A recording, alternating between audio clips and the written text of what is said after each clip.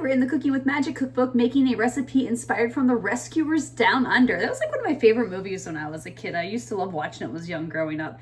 Anyway, it's called Kitty Cat Snaps. Here's a picture here. So basically this is a cookie. Yeah, it's a cookie. So here's some clips of me putting it together. Okay, so the first thing I'm going to do is get all my ingredients ready, and I have most of them out here.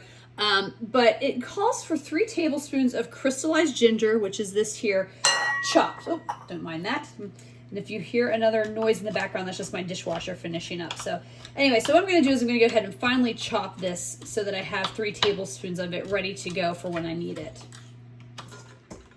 So in my mixing bowl here, I have a stick and a half of butter that I've been letting sit out for a couple hours so that it gets nice and soft. And I'm supposed to blend this with a mixer for about 30 seconds or so.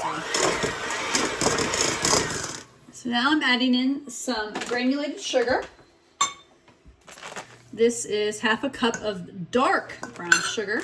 Don't use dark brown sugar too often. Usually it's regular or light brown sugar. That was some baking soda. Now this is ground ginger, so this is not the ginger that I kind of diced up over there. This is different. I'm a little worried. Ginger can be very potent, so I'm a little nervous about how this might taste. But there is also quite a bit of sugar in here, which I think will help neutralize the ground ginger a little bit.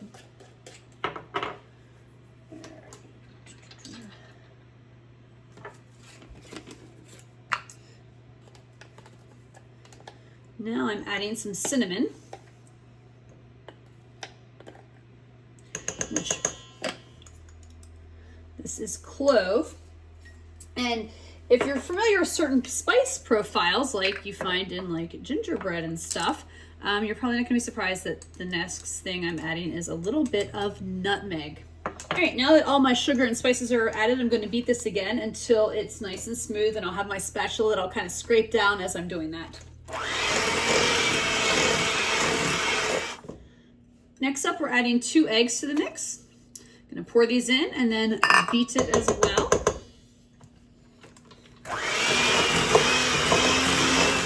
So there, after beating the eggs, you can see the mixture's getting a little bit softer. If you've made cookies in the past with anything, you're probably like, oh, usually there's butter and stuff and it gets creamy before you add the flour. And that seemed a little thick at first, but the eggs is helping it.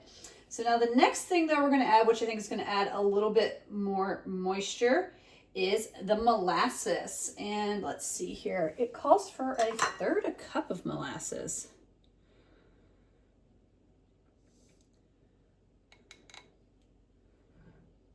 I feel like I should have made these closer around the holidays. It's because, you know, we've got very classic gingerbread type flavors going on here. I will say they smell fabulous.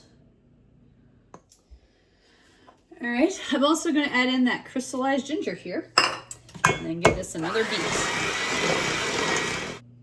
Next, we need to put in the flour, and it says to beat on low and add a little bit at a time until it gets too stiff where you have to use like a wooden spoon to kind of roll it together.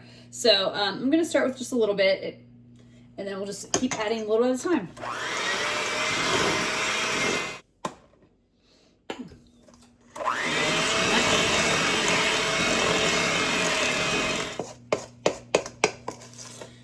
Reached the wooden spoon age of it, but I actually was able to get quite a bit of it mixed in with the mixer before I have to kind of do this final little scrape here.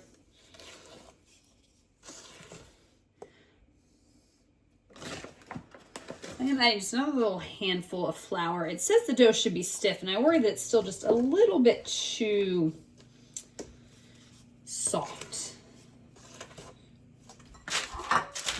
Okay, so here's my dough. I did end up adding more flour than what I even showed because it says the dough is supposed to be stiff or so that you can like roll it with your hands, but it still feels a little sticky to me. So even though I added more, but I don't want to go too crazy.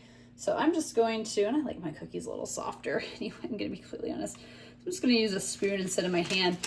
Typically what the recipe calls for is you roll it into like a 1-inch circle, and then you kind of roll it then in this additional sugar, granulated sugar, and then you kind of flatten it a little bit and put it in the oven. So what I'm going to do instead, since I'm kind of off the kilter here, is I'm just going to use this, even though it's a little sticky, kind of flour my hands, and then I'm going to just kind of make these balls And then I'll work on shaping them with a spoon or something to get them more flat, and then I'll sprinkle some sugar on top.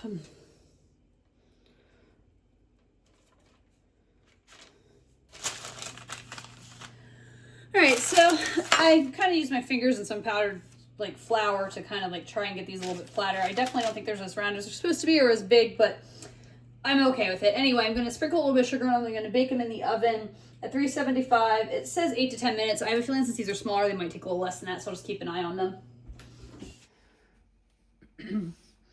All right, here's the first batch out of the oven. You can see a couple of them kind of ran together a little bit, but that's okay. I'll let them cool and I'll kind of break them apart, but they smell pretty tasty. All right, I've got a mess for me and a mess behind me, but I wanted to try these real quick while they're fresh out of the oven.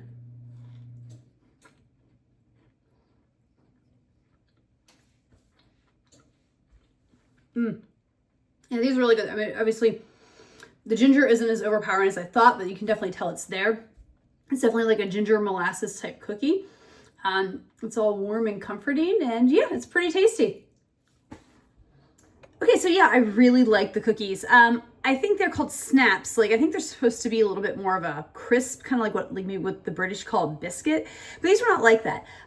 They were chewy in a good way. They weren't super soft either. Like, I think of those soft, like, molasses cookies you get at the store. They kind of reminded me of that, but they definitely were a little bit more firmer than that. So they might not have had the snap, but they had a decent snap.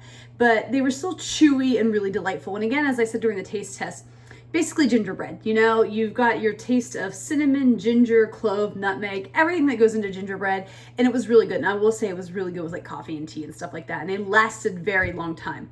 So let's get into the rankings. The first are the ingredients on a scale of 1 to 5. I'm gonna give this like a 2.5. And that's a combination of like how hard are these ingredients to find and cost.